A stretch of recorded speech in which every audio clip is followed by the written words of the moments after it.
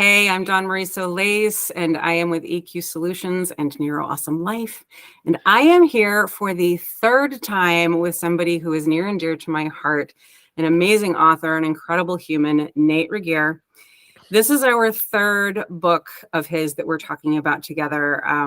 I discovered Nate, I don't know, maybe 5-6 years ago now, when he was working on his book, Conflict Without Casualties. My notes just turned off. I take notes on an electronic thing and they just turned off on me. I took too long to say the thing. And then so that was an amazing book. And then we talked about seeing people through, which is a process communication model, which is by far my favorite concept of personality. As Nate puts it, it's not about personality types of people. It's about personality within people. And I love that. And now his latest book is Compassionate Accountability. And I mean, really, Nate, I keep coming back to you because you write stuff that I love. I get really excited reading your stuff. So thank you for being willing to be here. You are welcome. What a joy to see you again and be with you and be with your listeners a third time. Thank you so much for having me back. Absolutely. I of course want us to talk about the meat of the book. But I think given that, I think this is your fourth book, right? Because you've got Beyond Drama. And I'm sorry, I have not read Beyond Drama yet. And considering my first book is Dramatic and Inappropriate, right? That's the title of my, I should be reading Beyond Drama. Yeah. I haven't yet. But knowing the books that I do know from you and feeling like I do know you a little bit through your books and through our conversations, Compassionate Accountability was not a surprise, right? Like that was such a from my vantage point, a normal thing for you to do. How do we get your sense of leadership? Your company, you're the CEO and founder of Next Element. You have this, just again, from my perspective, this core being of wanting to help folks learn how to communicate well with each other, be in relationship with each other, and do all of that really, really well. So a title of Compassionate Accountability makes total sense to me, except that I do know that several people in my life would say, I'm sorry, compassion and accountability, are you kidding me? Like those two things do not make good bedfellows, right? Those appear to be opposites. And so I'd love, before we get too much into the book, how did that path of thinking come to be within you? Yeah. When people hear those two words together, they'll often be like, excuse me, come again. Like at first they're kind of disrupted by it, and then they settle into it and they say, oh my gosh, yes. Like, wow, that's what we need. You know, I've written 4 books, and this book is both the culmination of all of the work and thinking that we've done at Next Element over the last 15 years, but it's also, you could call it a prequel, because there are elements of this book that capture kind of the core foundational principles that we had when we started the company, but we didn't really know how to articulate them. We just wanted to live them. And we're starting to kind of discover and live into and research and quantify and operationalize them in our work with our clients. But really only in the last few years have these concepts really crystallized into a model, a framework, an implementation guide for culture change. And funny story, I'm going to just tell you this really quick. So I wasn't going to write this book next. This was not my next book. My next book was going to be the second edition of Conflict Without Casualties. My publisher approached me last spring, and said, hey, it's about time we should start thinking about this. And I said, yeah, let's do it. I've been collecting notes.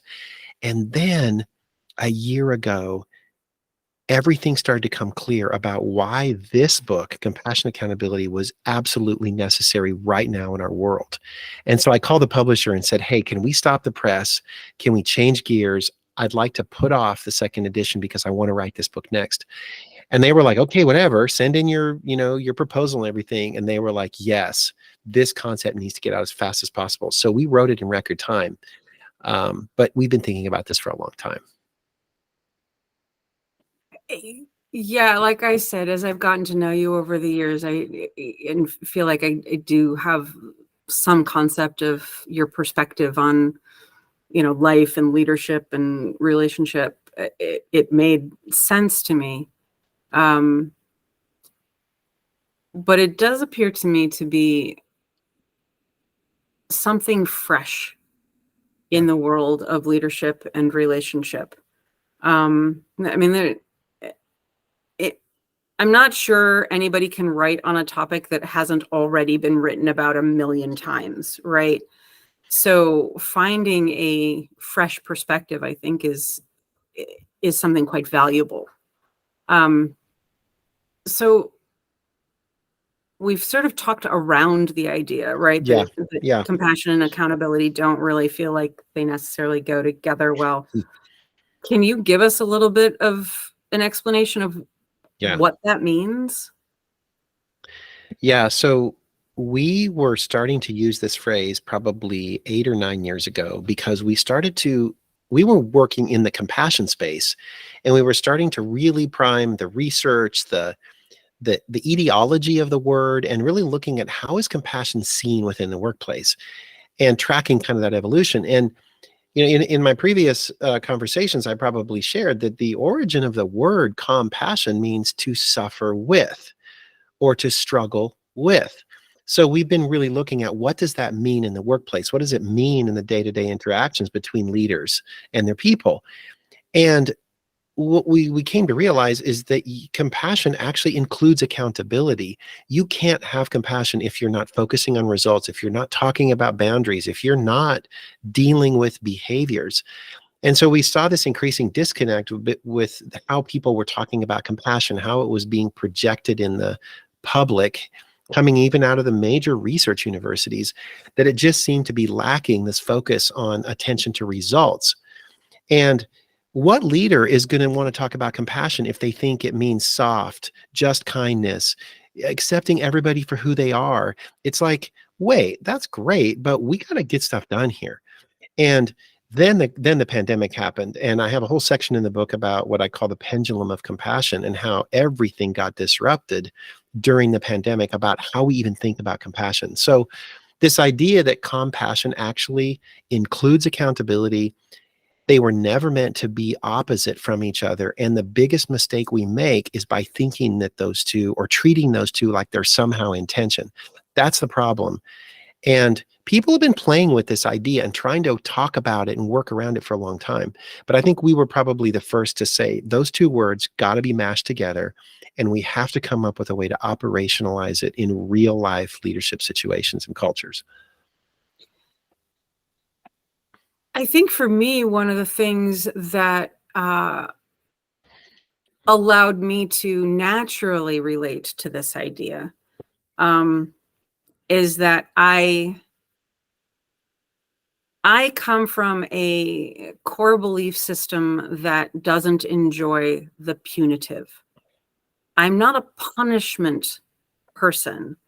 I'm a big believer in restorative practice. Mm-hmm. And so I mean, literally since I was a kid, long before I had language to put with it, I would want to find a way to help someone succeed rather than punishing them for their mistakes. And I really wanted that for myself. If I made a mistake, I wanted somebody to go, oh, well, you didn't understand, or there's a better way, or Mm-hmm. I wanted somebody to help me instead of just tell me I was bad or wrong. Right. Or put something upon me that was punishing. And so for me, accountability is a way in which I can help someone succeed. So but I also think that I don't necessarily have a definition that's out there in the world commonly, right? Yeah, yeah, Accountability, I think, feels like if you think about carrots and sticks, it feels like a stick word, right? right. It's the It thing that does. you smack people with. You're not doing your thing. I'm holding you accountable. There will be consequences. You don't Right. do the thing, right? I think culturally we tend to have a perspective of accountability that comes in this punitive Yeah. style of being. And I think in work, the history of the working human isn't lovely. Right? No, no. The history is those in charge of the workers are allowed to be unkind to full-on abusive of the worker, and that's acceptable. And we've gotten better with history, but we're still seeded a bit in that mental space. So, if I pay you money and you're supposed to do a thing, I get to fire you, I get to kick you out, I get to do all of the things if you make mistakes. I think the pandemic showed us, especially when people said, I'm not going back to that toxic atmosphere, showed us that actually never worked. It just appeared to. So I love that your book is coming out right now. I think it's an amazing, I agree with your publisher, like, oh yeah, now is the Yeah, moment for these ideas. Because I think we're in this moment where it's possible to change that perspective. yeah, And because all of your books are part your experience, your belief, and part research, you back up what you believe. You bring to the table, yes, this is my word, but you don't have to take my word for it. Look, here's yeah, some stuff. Can you talk a little bit about that? Like, so that we can get a little bit beyond like, well, that's lovely, Nate, but it's not yeah. going to work at my workplace. Absolutely. And you're putting your finger on a couple historical trends that brought us to this place. Cultural reasons, personality reasons, lack of skill reasons that that so often organizations and leaders tend to favor accountability over compassion. And that when push comes to shove, we just bring the hammer down and we just get mean and use threats. And even before the pandemic, we already were seeing dramatic changes in the younger generations that are basically saying, look, I don't want a boss. I want a coach. I don't want you to focus on my weaknesses. I want you to focus on my strengths. And just because you're paying me doesn't mean you get to treat me like crap. And they put their money where their mouth is by saying, I'll walk. I'll take a lower paying job. I will do a lot of things, but I'm not going to put up with this. So already the trend was coming. And I think then the whole hybrid work thing really put it into stark focus. So that was happening. The research is starting to show it.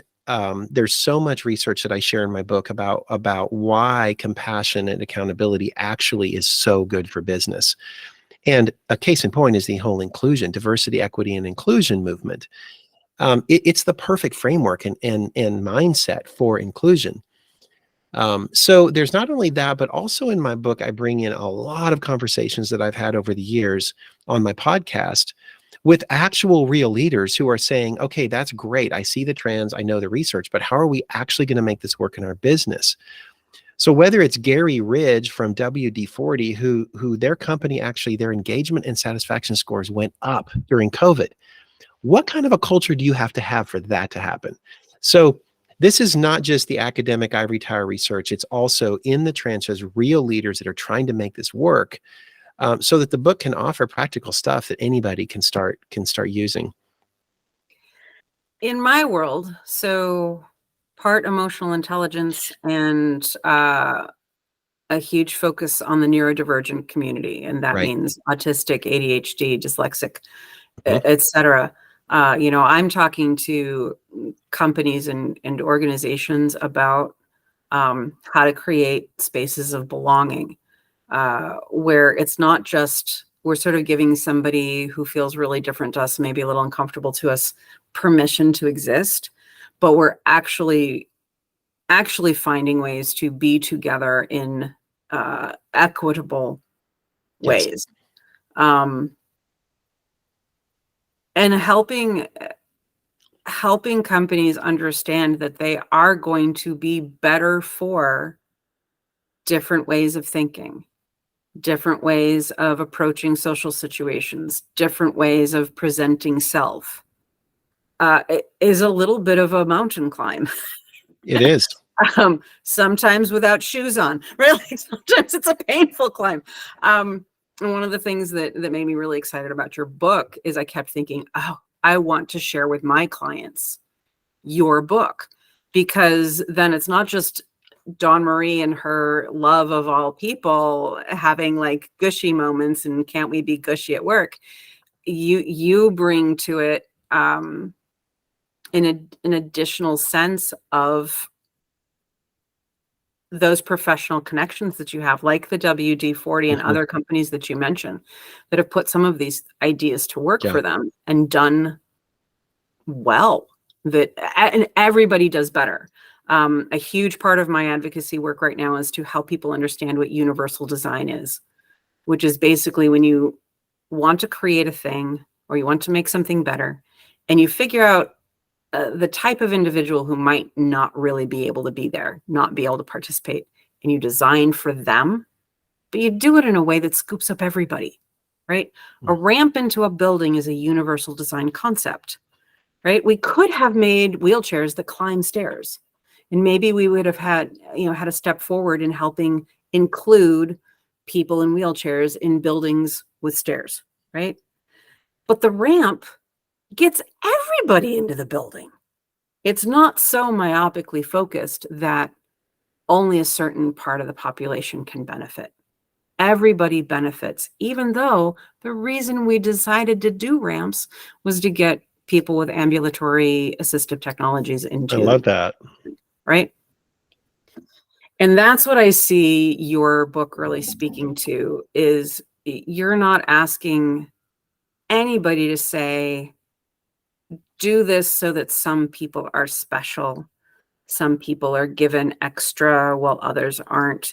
You're not asking people to live. Part of the problem with diversity, equity, and inclusion and the way it's implemented is that it feels like a certain part of the population, for whatever reason, is going to get something good and others won't. And that doesn't feel good to anybody. That's not good for anybody. And your book, to me, feels very much in line with universal design. We're talking about making things better for everybody, including the bottom line. Absolutely. And this is where the intersection of compassion and inclusion happens. So our definition of compassion is it's the practice of demonstrating that all people are valuable, capable, and responsible in every interaction. That's a mouthful, but let's break it down.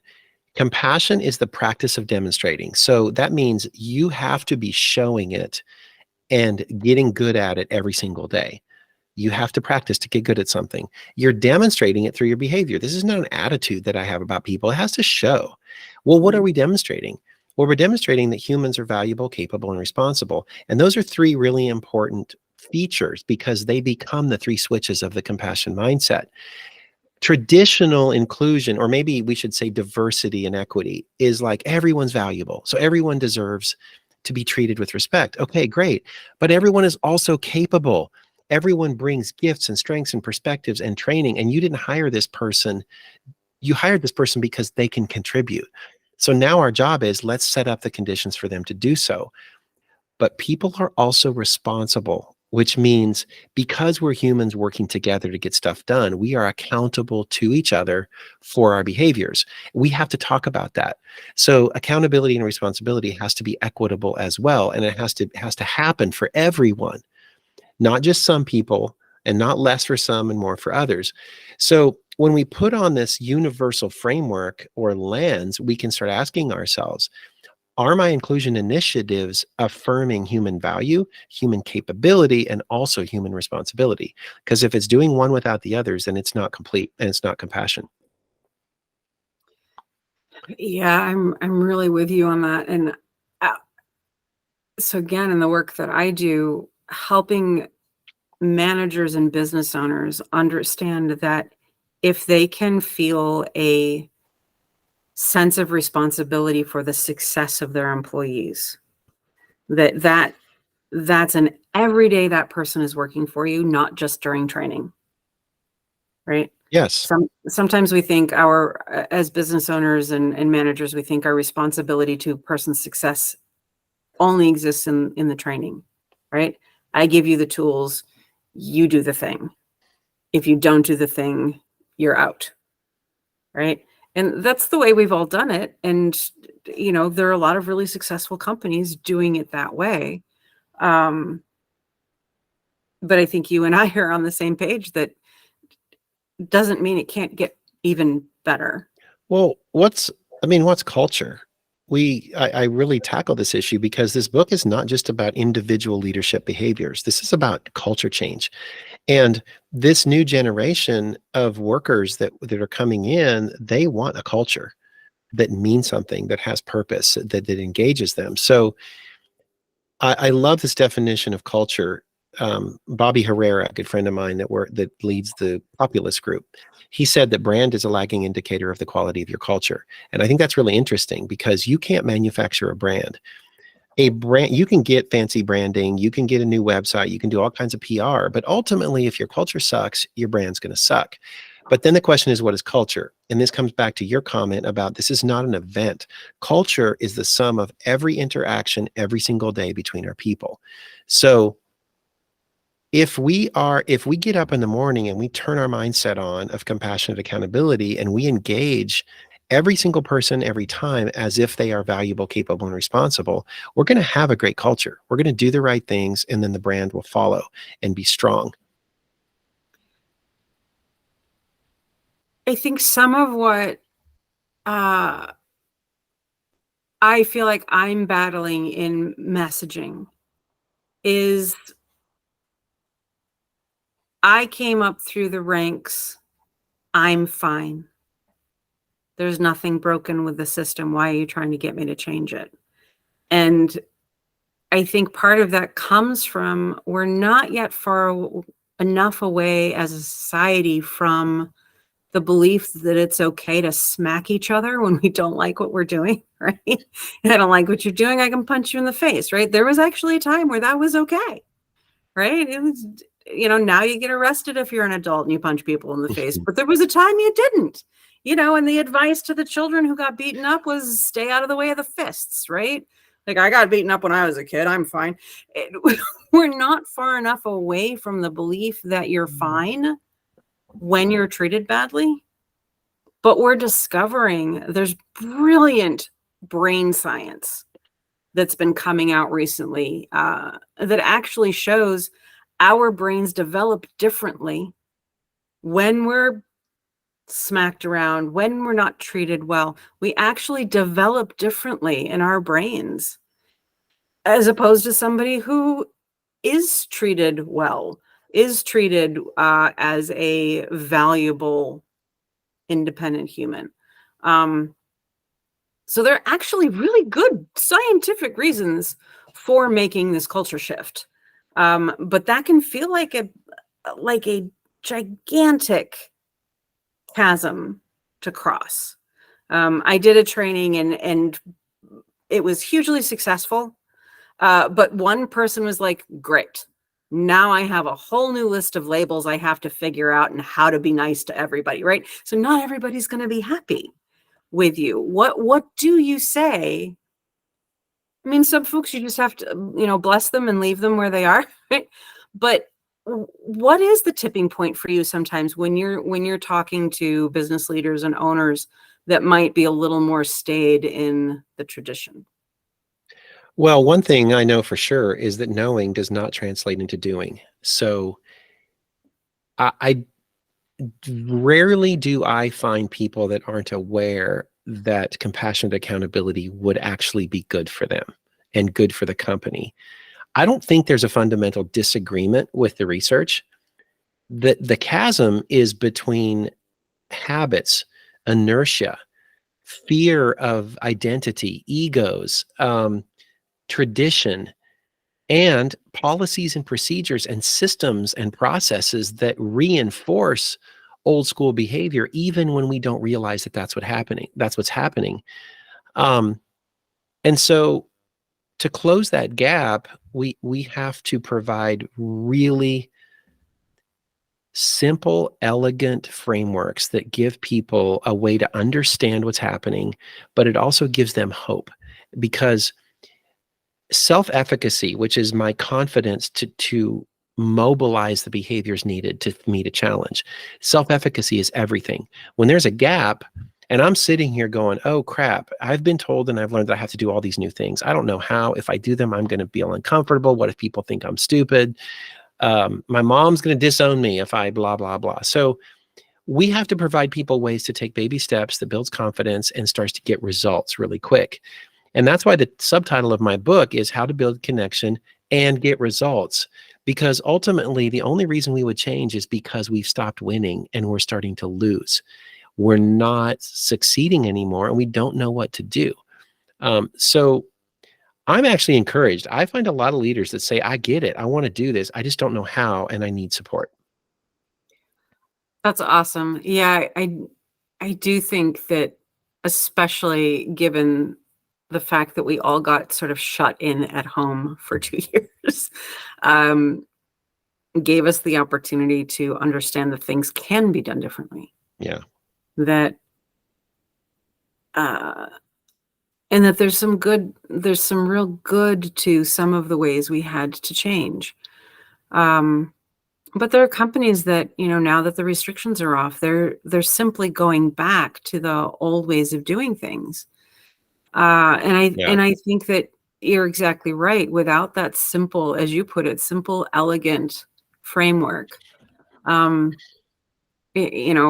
I have these weird little pieces of my background, and for half a second, I was in technology, and it was really hard to help people understand why you invest in the updates for the computer systems. And I sort of see it the same way. It's like, it's going to be expensive. Everybody's going to have to learn something new.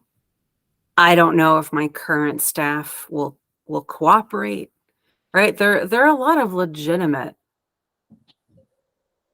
concerns, fears about what it takes to change.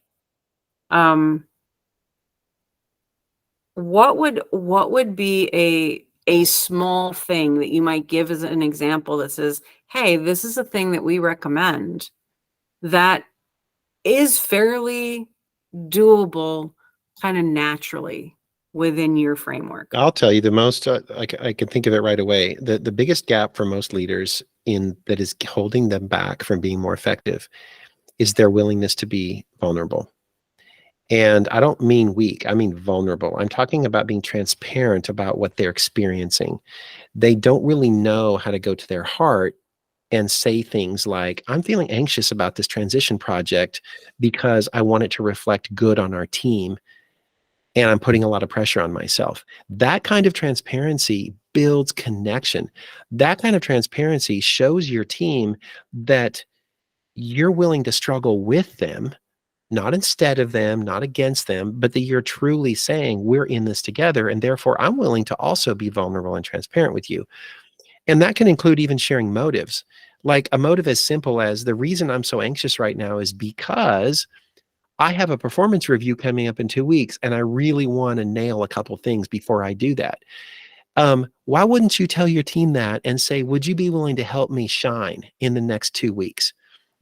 So that is the hardest part. And I've included 5 chapters at the end of the book that are all in a section called barriers, overcoming barriers. So we have all of these misconceptions and misunderstandings about what compassion really is. And so I try to dispel those and say, look, anybody can do this. Anybody can get on board. And there's small things you can start doing every day that will get you some big gains without you losing your soul, without you becoming a weak person and falling apart. You're going to be okay. Yeah, I think that word vulnerability is really hard. We have a way of defining it that immediately makes us think weakness, right? If you're vulnerable, someone can hurt you. Well, look at our public role models. Not only do they look for vulnerability, they exploit vulnerability, and then they brag about it Right. as if that's the way, that we conduct business. And I hate to say it, but if that's the role model for what's going on publicly or politically, no company could ever survive if they treated each other like that. And they don't. For the most part, companies would never approach business like that. But yet that's what we see in the public eye and on the news. It's horrible. Yeah, and I think too, part of the reason why I went into emotional intelligence nearly 30 years ago was because I was trying to help people understand how to be in trust relationships. Mm. I think we have I have nothing against competition. I think competition can be lovely. I just don't enjoy it when the competition is like to the death, right?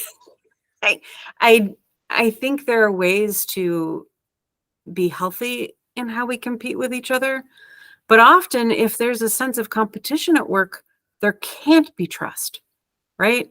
If to get the next position up, to get the raise, to get right, the competition is the way you get there. It isn't always bad, but it's often presented in a way that eliminates the possibility of trust. And in that environment, no manager, business leader, owner can come and say, I've got something going on for me that I'd like you to help me with, Yeah. because somebody in the crew is going to be like, oh, you're vulnerable, and I will take advantage of that. And I think whether or not that truthfully exists, a lot of people in the workplace are afraid of it. Oh, absolutely. It's And so real.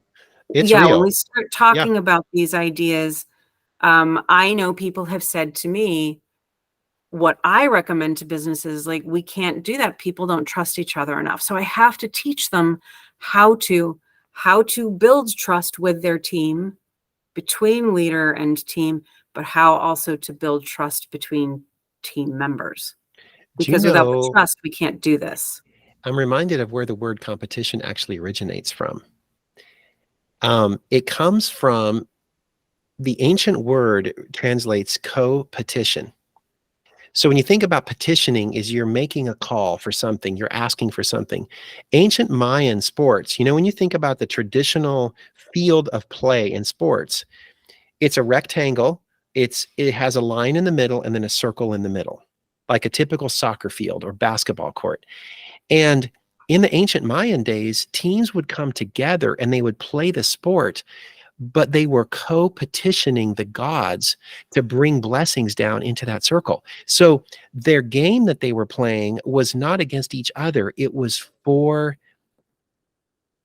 were doing it to curry favor with the gods. So they were actually working together to have this sport to accomplish something even bigger.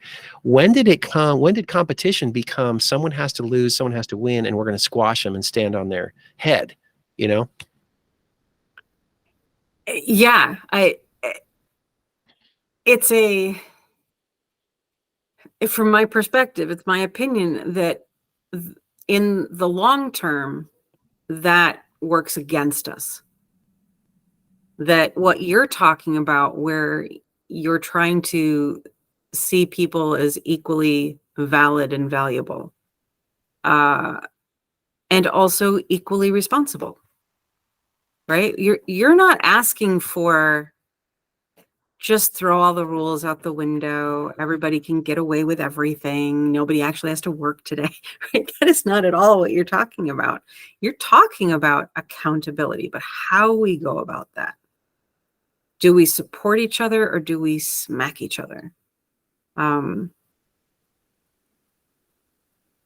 I think, go ahead. The behaviors are very specific, and I have a chapter dedicated to each of the 3 switches of the compassion mindset. What turns the switch on and what turns it off, and the behaviors are explicit. And people reading the book will be able to see themselves, their coworkers, and their company in these behaviors. And it's pretty clear that some behaviors lead us to good outcomes and some don't. And you can get short wins, but in the long run, the behaviors that either have compassion without accountability or accountability without compassion, they all lead to dead ends. Either one. And I love to say that compassion without accountability gets you nowhere, and accountability without compassion gets you alienated. So you can't have one without the other. I thank you for saying that. Yeah, I think that once people are able to kind of break through whatever resistance they may have to even approaching this idea, right? For some folks, just the thought of this is going to break their brain. It's like, no, I know what my job is. I go in, I have my numbers, they do the thing, we make our numbers, I pass the numbers along, we're done, right? Don't add mushy stuff to my, right? This will be seen as, as soft skills world, and not everybody's a fan of soft skills world. But as you know, and as you bring out in every single one of your books, it is often those soft skills that make the big differences in success. And what we're seeing right now, and you're talking about it in terms of the younger generation, but I think, I'm in my mid 50s. I think even for folks my age, we're awfully tired of being sick and tired. We have we're at a point in history where we're capable of so much more, but yet we're seeing more anxiety, more depression, more mental illness struggles than possibly at any other time in history. Something's not right. Something's not going well. And a lot of people will point to the atmosphere they find at their workplace, that there's something not healthy at the workplace. And that's where we spend a huge amount of our awake hours, is at our place of work. And so I think if people can be willing to approach a new idea, there's something exceptionally useful and valuable in what you're trying to help people understand. Yeah, I mean, you can call it soft skills, you can call it people skills, you can call it social emotional intelligence, but let's go back to that same person that said, I just get my numbers, I do my work, and I send it on. That's all fine and good until you don't get your numbers one day. And then what are you going to do? Because you actually have to go talk to somebody if you want to do your job. And that's the moment you realize you are completely interdependent with your people. You are not an island. You can't do your job by yourself. And you rely on other people in order for you to do your job well. And so that then begs the question, what am I responsible for? And I am responsible for having that conversation. And that's going to take skills I might not have. If I just sit there and I get angry or I go complain to my boss, I'm a terrible employee. And if my boss doesn't encourage me to deal directly with that person on whom I'm reliant and form a strong relationship with them and teach me how to talk to those people, they're not doing their job. And we all know that that's where everything breaks down. So whatever you call it, it's the glue that takes organizations and teams from just being like everyone else to the ones that will be where everybody wants to work in 5 years. And that's a really important thing. Right now, statistically, I believe folks graduating from whatever their level of education is, right? They are probably going to have 7 distinct careers in their working lifetime. Mm-hmm. That's not 7 different jobs. That's 7 distinct careers. Like, I'm a nurse today and I'm a cook tomorrow. 7 of those. And that's making it really, really challenging for businesses to do the day-to-day, because if people are always churning over, that sense of consistency that benefits a workplace is really at odds with what's going on in our society, where people are finding that they are unhappy and going to look for what will make them happy.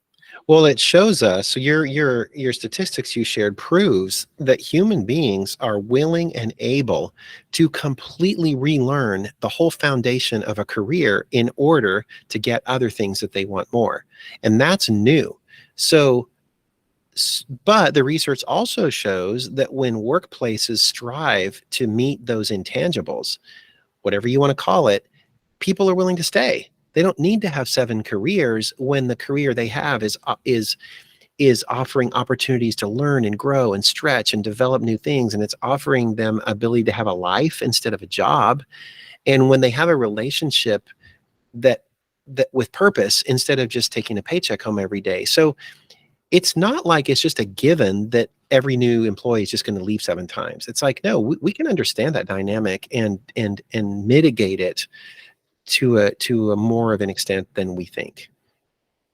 I agree. I absolutely agree. Working in my world, neurodivergent people can often be some of your most loyal folks. Oh my gosh, Uh, yes.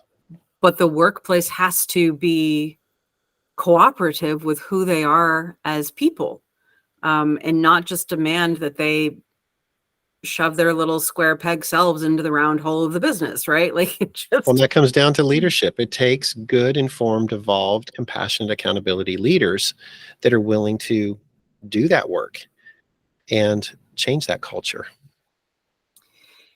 A lot of our bigger companies are populated with folks with masters of business degrees, MBAs.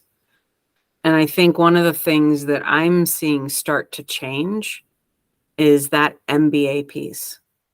I think higher ed is starting to recognize that they have to start teaching some of the stuff you're talking about, because you can't take the same kind of thinking and just standardize it across all industries, all cultures, all right. And so that standardized sense of what is business is finally starting to change at the levels that may mean we've got some new thinking coming on board. Yeah, there are some emerging pockets of hope in higher education, and I talk about in my book the Rice University has a really amazing leadership development program, and they're really thinking about the future. And they are thinking about how do you prepare leaders that actually can be effective in leadership, and what does that really mean? So yeah, there's some great things going on. Yeah, I mean, it's small and not enough yet, but I'm grateful to see it. But also, I think we're starting to see that simply having that accreditation, that master's degree or whatever, doesn't necessarily mean somebody is up to the job. And I think that's another place where your book can help people think things through, is that what kinds of education do we really need to be providing managers, leaders, owners with? Obviously we need to know how to get the thing done that our business does. But that's only a piece of it.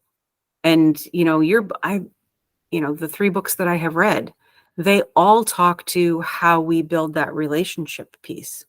And Well, it's to about me, upgrading the human operating system. That's what we have yeah, to continually do. And I think compassionate accountability is the next generation of what that human operating system should look like, and it's what it's going to take. yeah, I absolutely agree. I think that right this minute, like I said before, and like you and your publisher decided, right this minute is an amazing moment to rethink it. It's a little bit like when uh, something happens to a building and you can't fix it, right? You're forced to pull it down and build new. Very few people rebuild exactly the way it was before without exceptionally good reason. And the pandemic provided us with this opportunity to kind of tear it down and redo it if folks are willing to. And from my perspective, your book is just jam-packed with useful information and examples, but it's also a read that I think is really approachable. It's not like highfalutin. It's not, you're not using big words for the sake of using big words. It's really approachable. I think anybody who can read would enjoy reading it. And I hope that people do, because it's such a good way of considering what can be that next move in how we develop, not just in our workplace, but as a society and as a race. Thank you, Dawn Marie. That might be the best compliment I've heard, because accessibility, relatability, and practical application was the goal for this book. Some of my previous books were thick. Seeing People Through is a little bit better because it's a fable, and so it reads like a story, but it's still a very sophisticated concepts that are being conveyed. This one, I'm really trying to say, let's meet the average leader where they are, and let's deal with the real issues, and let's not beat around the bush. Let's not try to shower them with fancy academic stuff. Let's take the best of what we know and give them a framework that they can go start making a difference tomorrow, and give them hope. That's really what I want this book to be, because our mission is to bring more compassion to every workplace. So it has to be accessible. That's amazing. Well, Nate, I can't tell you how grateful I am that you were willing to come back and talk to me again. I always enjoy it. You do really well with my version of this kind of thing. I do ask some direct questions, but mostly it's just like, here's my thought. Now you give a thought. Here's my thought. Now you give a thought. Wonderful. You do that really well, and it makes me happy. Well, my favorite place to write is in a coffee shop, but it's also my favorite place to have a conversation. So I'm just pretending we're having a cup of coffee, and it's wonderful. There you go. Yeah, that's amazing. I like the energy of a coffee shop too. I do a lot of work in a local coffee shop. But thank you so much. Is the book already available, or is there a soon date that it will be available? For spring of 2023, it is available for pre-order in a bunch of different places at compassionateaccountabilitybook.com. It goes on sale July 11 of 23 this summer, but it is available for pre-order now. And anyone who orders at least one book can submit send us their information, proof of purchase, and get invited to some special exclusive conversations that we're having with some of the contributors in the book. And also that we have a lot of bulk buy specials. So if you're wanting to buy multiple copies for your organization, your team, you can get everything up to a free keynote on site for your organization, depending on how many you get. Oh, that's really exciting. I am going to tell some clients about that. Okay. Well, thank you. Thank you. I know we will talk again. I'm sure there's going to be something you're doing that I will want to know about. So, well, I want to write another book just so we can have another conversation. Okay. That sounds good. All right. I'm up for that. Thank you, Nate. I wish you all the success in the world. The work that you do is very valuable to me. I have found all of your books that I've read just super important in my journey. So I'm grateful that you're doing the work. Thank you so much. Rising tide raises all ships, and we're in this journey together.